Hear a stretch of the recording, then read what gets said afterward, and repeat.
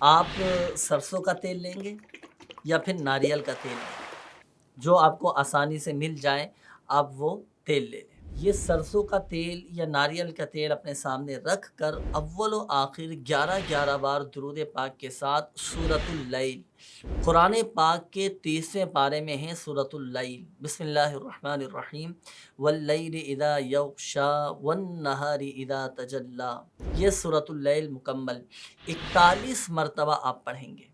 یہ دم تو کر لیا آپ نے، اب آپ نے رات کو سونے سے پہلے یہ دم کیا ہوا تیل اپنے سر کے بالوں میں لگا کر خوب اچھی طرح مالش کرنی ہے۔ اس سے فائدہ آپ کو حاصل یہ ہوگا کہ آپ کے سر کے بال جھڑنا بند ہو جائیں گے۔